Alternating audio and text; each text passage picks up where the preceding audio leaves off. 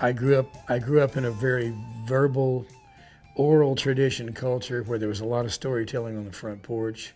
My earliest memories are my grandfather telling me stories on the front porch pretty much every afternoon after work, after they got through doing the farm work. And I spent my youth in the summertime on the family farms and ranches. I was in the city during the 9 months a year of school, but then I had the advantage of being able to go to the country in the summer. And I fell in love with the country as a child, and I just always wanted to live there and always wanted to be a cowboy. And so I got the culture and the songs of the cowboy pretty much right away. Still taking chances, taking candy from strangers. It just always came naturally to me to just work out a few chord changes on the guitar and then write a song. Later on, I switched to piano. So being a songwriter has always been what I wanted to do. When I was little, I wanted to be a singing cowboy, but I wanted to write my own songs. Went through a lot of phases, but I came full circle and ended up being what I wanted to be when I was a kid, and I feel very blessed to be in that position.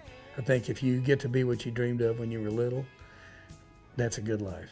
Out in radio land, out in radio.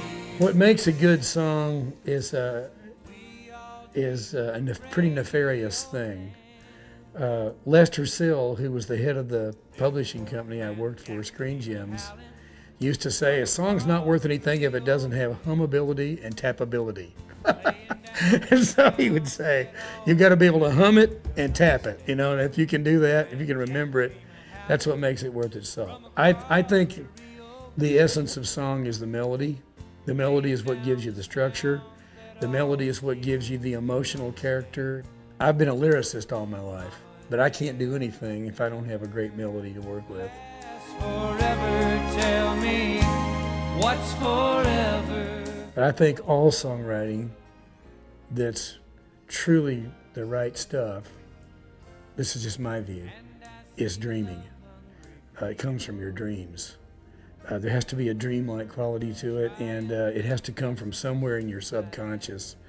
It's not a conscious, calculated thing. I spent years and years in a little cubicle consciously trying to craft these songs, and fairly successful at doing it, but my best material was always stuff that other artists didn't want to do because it was so personal. We'll be riding wildfire. We'll be riding wildfire. Riding wildfire.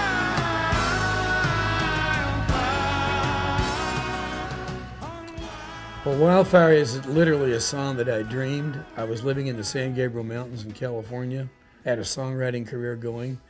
I was working on a project for Kenny Rogers, which was a kind of an opera, a country rock opera project about a ghost town called Calico.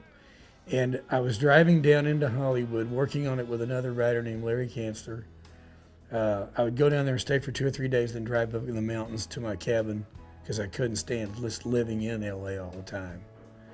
And so about 3 o'clock in the morning, after we'd been working for 2 or 3 days straight without sleep, I finally fell asleep and woke up about an hour later, and this song had come to me completely. I wrote it down on a yellow pad.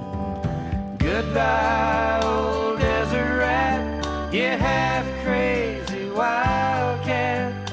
There was a song called Desert Rat that I wrote, and it was just about a man who died out on the desert, who was an old friend of mine, who was a great character.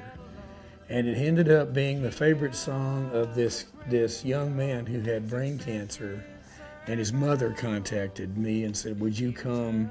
She said, this is just a shot out of the blue, but would you come and sing that song for Clint? He's in a bed dying. Would you come sing it for him?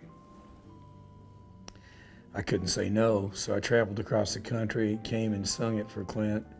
And he got out of bed and said, I want to ride a horse one more time before I die, because he was a cowboy. He was about 19, 20 years old. So I took him up in the mountains just outside of Red River to a rancher friend of mine, and we put him on a horse, and we had one big cowboy on each side holding him up because his brain was such he didn't have any balance, you know. So that song led me down a very surprising path. And she talked of trails she'd walked up. It means more to me than any other award because it's got the word heritage in it. And heritage is really important to me, always has been. The songs my grandfather sang to me working around the ranch that I learned when the work's all done this fall, Spanish is a Loving Tongue, Red River Valley, Streets of Laredo, these were songs of our culture. He was passing a heritage on to me.